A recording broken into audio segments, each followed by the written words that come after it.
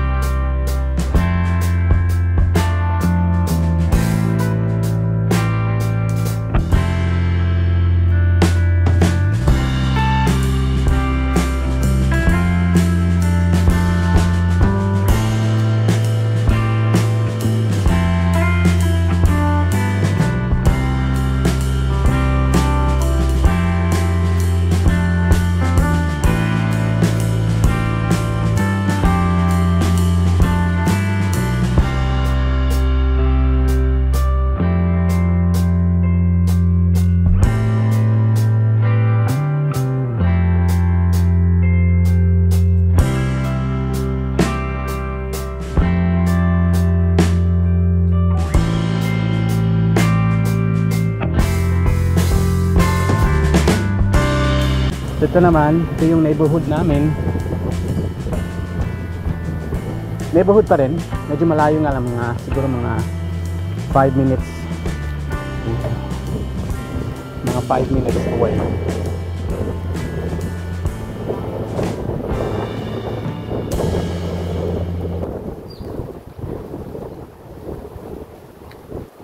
Maganda itong place, area nila dito ba kasi.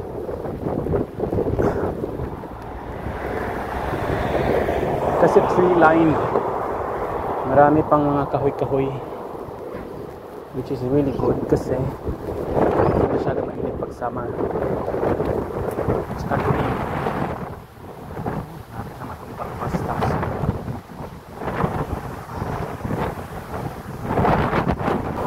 So, yan na yung hills guys. So, nakikita nyo? Yan yung hills nandyan.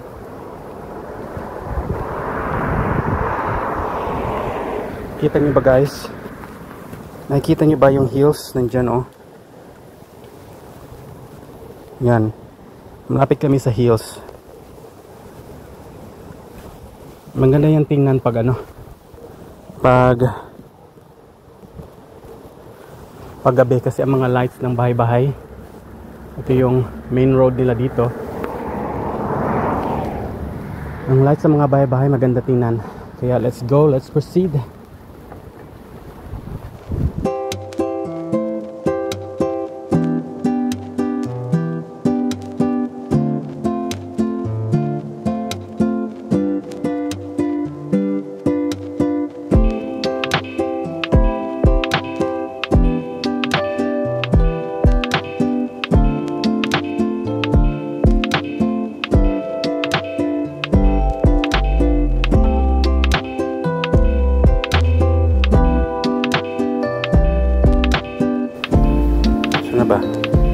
Closer look ng hills.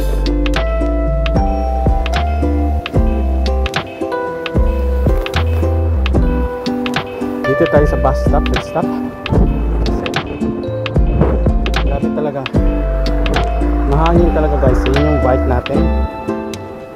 Let's go. Let's turn around.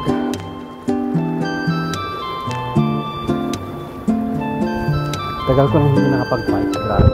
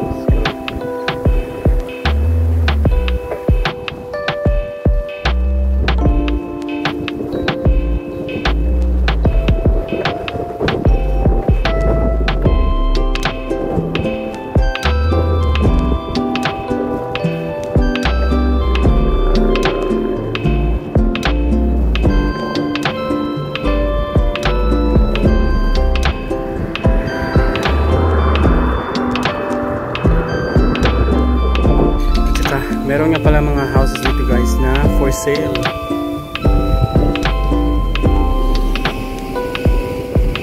May mga houses dito na for sale. A few of them. Asya alam niyo ba guys, ang house prices dito sa Victoria, sa state ng Victoria kung saan ako nakatira, grabe ang mamahal. Ang mamahal ng mga houses na dito. I'll show you one of them na for sale. Oh, na-sold na pala. Ito. Ganda ng color ng kanilang house. Dito lang next ng ano. Ito. Hindi natin ipakita yung car nila kasi privacy. Ito yun. Cute diba? May shutters na, may gates na, may fence na. Hindi pala common ang fence dito sa Australia guys. Ito na siya guys. So na siya. Diba maganda? Ganda siya. I like it actually.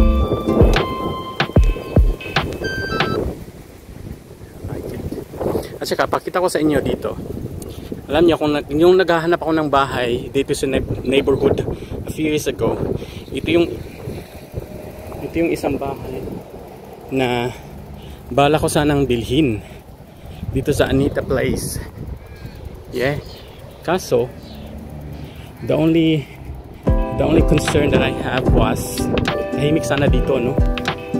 The only concern that I have was, one toilet and bath lang siya. Gusto ko sana yung 2 toilet. Gusto sana yun guys. Yan. Alam ko may nakabili na. Yan oh, mayroon silang solar panel. Kayo pa guys, meron kayong solar panel sa inyo. Maganda daw yung solar panels kasi maganda sa environment. Diba? Yung power na nakukuha mismo sa sun, yun yung magbibigay sa inyo ng electricity. At saka yung power bills ninyo close to zero na.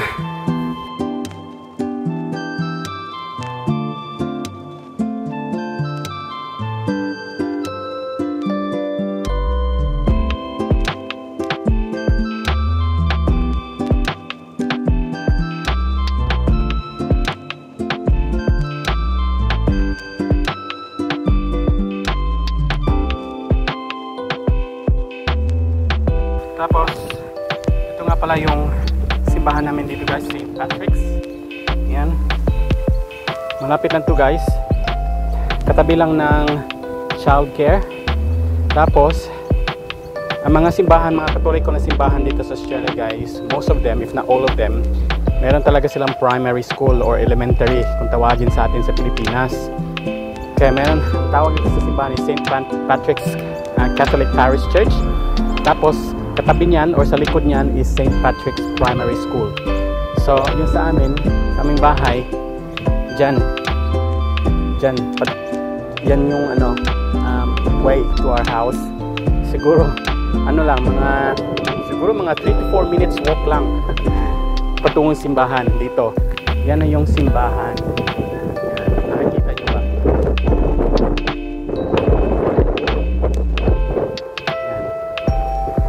Yan na yung simbahan guys.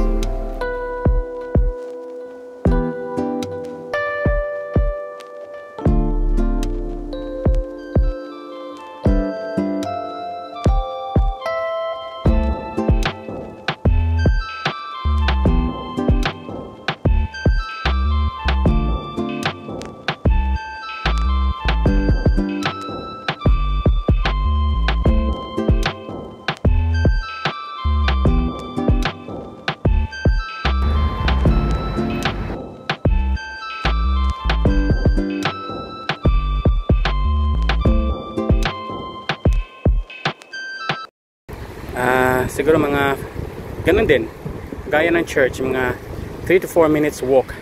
Yan, GP Clinic yan, bago lang yan. Actually matagal na sila pero bago yung kanilang building. Okay, and then doon naman is meron din kami doong vet clinic para sa mga hayop. Yeah, and then din may kaming vet dito guys. Lapit lang din to, mga 3 minutes walk. Dental surgery, if naalala niyo yung lake na lagi kong bina-vlog, doon sila. Kaso lang medyo maliit na yung nila, yung place nila, kaya lumipat sila dito malapit sa amin. Dito mas malapit to, mga 2 minutes walk from my place. Mas malaki dito ang place nila at mas modern. And then dito naman sa kabila is a chiropractic. Napaka busy nila dito.